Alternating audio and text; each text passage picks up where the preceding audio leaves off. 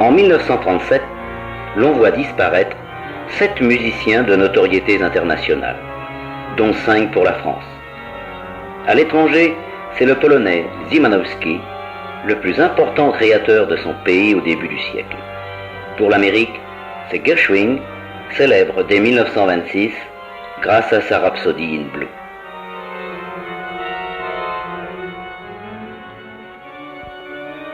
Si 50 ans plus tard, la France a tendance à célébrer Maurice Ravel, décédé le 28 décembre 1937, il ne faudrait pas oublier pour autant Gabriel Pierné, chef d'orchestre et auteur de la fameuse marche des Petits Soldats de plomb.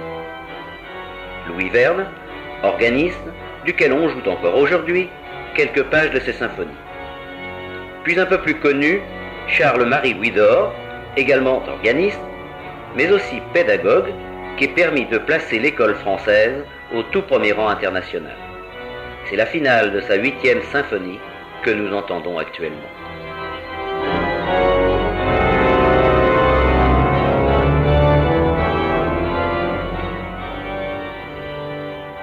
Que d'injustice envers ces compositeurs que j'aurais aimé vous faire plus largement entendre. Aussi, pour combler cette lacune, c'est sur des montages extraits de la sérénade opus 30 et sur le trio opus 40 d'Albert Roussel que Claudine nous lira tout à l'heure 2 poèmes de Jean Tardieu.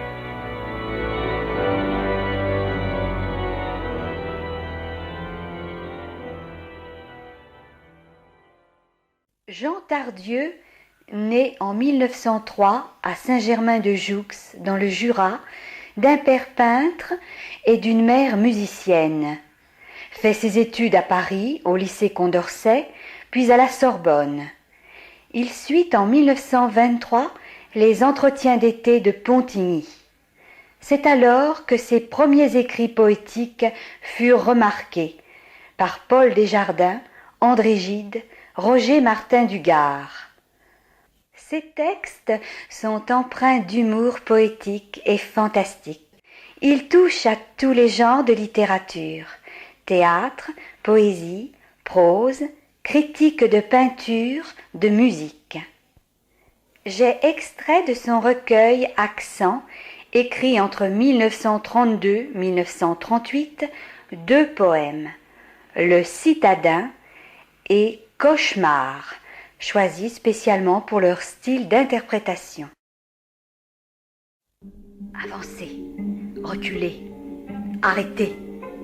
Des ordres chuchotés haletants à l'oreille. Obéis, capitaine caché dans la faim et la soif. Fuis, montre-toi, un salut. Signe, tais-toi, réponds, prends garde. Que d'ordres venus de partout. Le soleil, la main sur les yeux. La pluie, courbe le dos.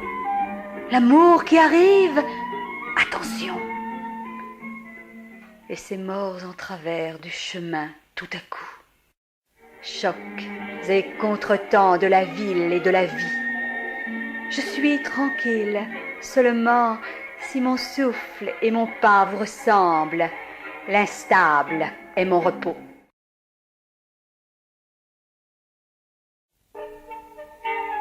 Nous étions assemblés près du môle que battait l'invisible ouragan. Cette nuit nous semblait conspirer avec nous. Pleine d'or dérobé, elle était comme un coffre résonnant de conseils. Travaillons, dit ma voix. 1000 voix répondirent. Où es-tu? Près de vous. Sois nommé notre chef. Et nos voix, comme un feu dans les branches, aussitôt richement s'accrochèrent, et nos mains se serraient et comptaient fébriles comme un nuage d'oiseaux.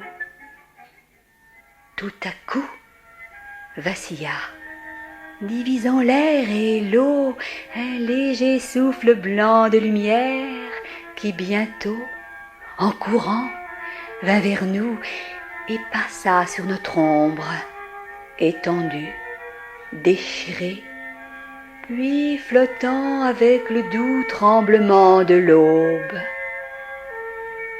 Adieu donc, murmura le dernier d'entre nous. Il partait. J'étais seule quand le jour apparut. Je n'ai vu qu'un visage, la vague.